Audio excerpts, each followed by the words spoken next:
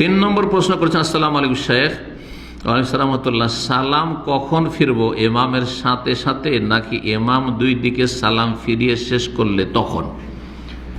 এই বিষয়টিতে দুটো মত রয়েছে। যারা বলছে যে একটা সালাম ফরজ, একটা সালাম ফরজ, একমাত্র ইমাম আহমদ বিন হাম্বলের ফতোয়া, আর এই ফতোয়া অনেক আহলে হাদিস ওলামারাও দিচ্ছেন। তো এক সালাম ফরজ, ডান দিকে আসসালামু আলাইকুম রহমতুল্লাহ, এই একটা সালাম ফরজ, দ্বিতীয় সালাম সুন্নাত। যাদের কাছে দ্বিতীয় সালাম সুন্নাত, এক সালাম ফিরার পরে সালাম ফিরতে পারেন, এক সালাম ফিরার পরে সালাম ফিরতে পারেন, এক সালাম ফিরার পরে উঠেও যেতে পারেন। যেমন আহলে হাদিস মসজিদগুলোতে কিন্তু ইন্ডিয়া বাংলাদেশে এইরকমই করে।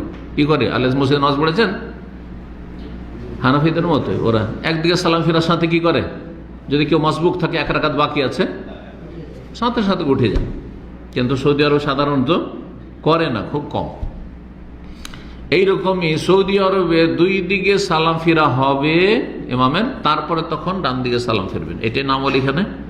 কিন্তু আহলে হাদিস হানাফিরা ভারত বাংলাদেশে কি করে, যেমনই আসসালামু আলাইকুম রহমতুল্লাহ ইমাম করলো, তেমনই মুক্তাদিরাও আসসালামু আলাইকুম রহমতুল্লাহ, ওইদিকে বাকি আছে আসসালামু আলাইকুম রহমতুল্লাহ ওইদিকে। তো এই ইখতিলাফ আছে কিসের ভিত্তিতে? এক সালাম যারা বলছে ফরজ, দ্বিতীয় সালাম সুন্নাত, তারা বলছে যে এক সালাম ফিরা হয়ে গেছে, ফরজ হয়ে গেছে, আমরা সালাম ফিরিয়ে দিলাম। বুঝছেন না? তাদের কাছে শাফি, মালিকি, হানাফি এইসব মজহাবে।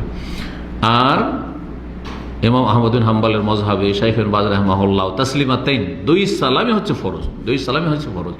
তো ফরজ আদায় হয়নি, তাহলে ইমামের অনুকরণ বাদ দিয়ে ইত্তেবা করে পেছনে পেছনে চলতে হবে। কি করে সালাম ফিরছেন আপনি, বা কি করে আপনি উঠে যাচ্ছেন? উঠে যাওয়া যায় না আপনার জন্য, মাসবুক এক রাকাত দুই রাকাত বাকি আছে, উঠবেন, তাহলে দুই দিকে সালাম ফিরতে দেন।